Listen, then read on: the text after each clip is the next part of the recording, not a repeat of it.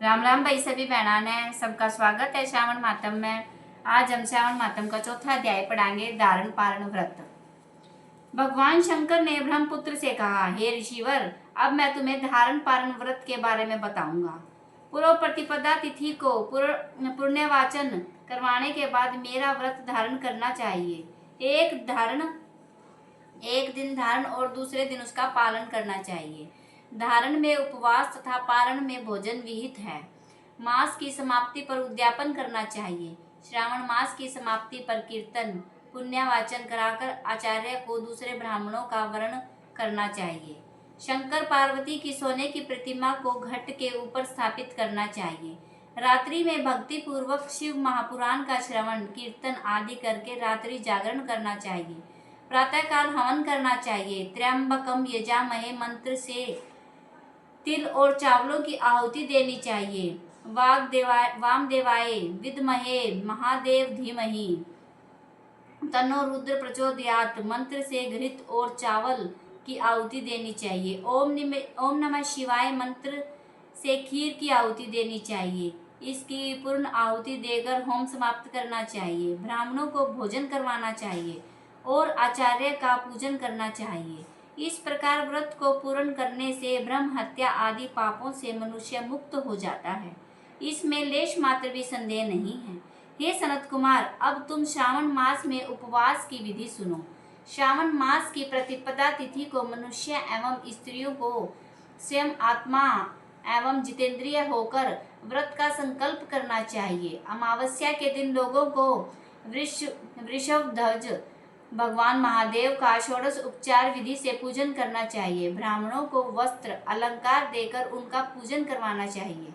उन्हें भोजन कराकर दक्षिणा देकर हाथ जोड़कर विदा करना चाहिए। इसी तरह मास उपवास का व्रत मुझे प्रीतिदायक है। 1,00,000 संख्या वाली रुद्रवती विधि से करना चाहिए। इस विधि को हे सनत कुमार ध्यान पूर्वक सुनो। यह संपूर्ण सिद्धियों को देने वाली है। साधारण रुई की 11 बत्तियां निर्मित करें। यह बत्तियां रुद्रवती नाम से जानी जाती हैं। श्रावण मास के प्रथम दिन इस विधि से संकल्प करें। श्रावण मास में देवों के देव महादेव हैं। मैं भक्ति पूर्वक गौरीश की 1,00,000 बत्तियों से आरती करूंगा। यह संकल्प कर प्रतिदिन 1000 बत्तियों द्वारा पूजन करना चाहिए।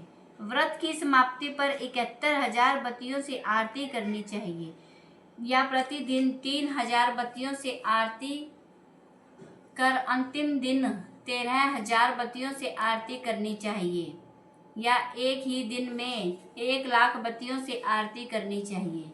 यह बत्तियां मुझे सबसे अधिक प्रिय हैं। इनको शुद्ध घी से ही प्रज्वलित करना चाहिए। इसके बाद सदाशिव का पूजन करके कथा सुननी चाहिए।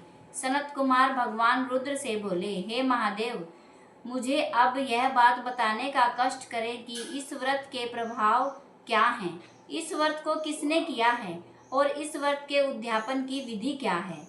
ये सब बातें मुझको विस्तार पूर्वक बताइए। भगवान शिव ब्रह्म पुत्र सनत कुमार से बोले, तुमने जो मुझसे प्रश्न पूछा है उसको मैं तुम्हें बताता हूँ। तुम ध्यान पूर्वक सुनो। यह व्रत सब व्रतों में श्रेष्ठ है और महान पुण्य प्रदान करने वाला है तथा संपूर्ण उपद्रवों का नाश करने वाला है। यह व्रत पुत्र और पौत्र तथा सौभाग्य को प्रदान करने वाला है।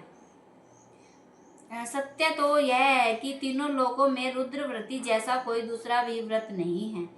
इसके संबंध में मैं तुम्हें एक कथा सुनाता हूँ। क्षिप्रा नदी के किनारे उज्जैनी नाम की एक सुंदर नगरी है। उस नगर में सुगंधा नाम की एक अत्यंत सुंदर वेश्या रहती थी। उस वेश्या ने कई युवकों, पुरुषों तथा ब्राह्मणों के धर्म नष्ट किए थे। बार बार बहुत से राजाओं तथा राजकुमारों को बिगाड़ा था। इस प्रकार उसने अनेक व्यक्तियों को बुरी तरह से लूटा और लूटने के बाद धक्के मारकर घर से बाहर निकाल देती थी। अब वे सम्मानित नागरिक शर्म के मारे किसी को अपना मुंह दिखाने लायक भी नहीं रहते थे। उस सुगंधा वेश्या के शरीर से निकली सुगंध 1 कोस तक फैली रहती थी। पृथ्वी पर उसके रूप लावण्य की ख्याति दूर दूर तक फैल गई। वह ज्ञान विद्या में 6 राग तथा 36 रागनियों में निपुण थी। नृत्य में वह रंभा आदि देव अंगनाओं को पीछे छोड़ चुकी थी। एक बार वह वेश्या शिप्रा नदी के तट पर गई। वहां उसने सब और ऋषियों को देखा। कुछ ब्राह्मण स्नान कर रहे थे तो कुछ भगवान शिव भगवान विष्णु की अर्चना कर रहे थे। उसने वहां ऋषि विशिष्ट को देखा। उसके दर्शन मात्र के प्रभाव से ही उस वेश्या की बुद्धि परिवर्तित हो गई। उसका मन वेश्या जीवन तथा विषयों से हट गया। वह वेश्या महर्षि विशिष्ट के चरणों में गिरकर अपने पाप कर्मों के नाश का उपाय पूछने लगी। सुगंधा वेश्या ने कहा, हे प्रभु, मैंने आज तक बहुत से पाप किए हैं। आप मुझ पर उन पापों से छुटकारा दिलाने का कोई उपाय बताइए। महर्षि विशिष्ट उस वेश्या की बात सुनकर बोले, तुम मेरी बात ध्यान से सुनो। तेरे पापों का नाश जिस पुण्य के करने से होगा, वह सब उपाय मैं तुम्हें बताता हूँ। तुम वाराणसी में जाकर रुद्रवर्ती नामक व्रत को करो। यह व्रत महान पुण्य देने वाला है तथा शंकर की भक्ति में मन को लगाने वाला है। इस व्रत के करने से तुम्हारी सद्गति हो सकती है। महर्षि वशिष्ठ के वचन सुनकर वह सुगंधा नामक वेश्या अपना खजाना, नौकरों व मित्रों को लेकर वाराणसी में चली गई। उसने महर्षि वशिष्ठ द्वारा बताए व्रत को विधि विधान से किया, जिसके फलस्वरूप वह वेश्या पंच भौतिक शरीर को त्याग कर भगवान शंकर के शरीर में विलीन हो गई। जो भी स्त्री इस व्रत को जिस इच्छा से लेकर करती है, उसे वह अवश्य प्राप्त हो जाती है। हे सनत कुमार, अब तुम मणिकवर्ती का महात्म सुनो। मणिकवर्ती का व्रत करने से स्त्री मेरे अर्धासन की भागीदारी हो जाती है। वह स्त्री महाप्रलय तक मेरी प्रिया होकर निवास करती है। अब मैं तुम्हें इस व्रत की पूर्ति के लिए इसकी व्रत उद्यापन विधि बताता हूँ। इस व्रत को करने वाली स्त्री पार्वती सहित शंकर की प्रतिमा स्थापित करे। शिव पार्वती की प्रतिमा स्वर्ण की बनी होनी चाहिए तथा वृषभ की प्रतिमा चांदी की बनी होनी चाहिए। यथा विधि पूजन करके रात्रि को जागरण करे। प्रातः काल नदी में जाकर स्नान करे।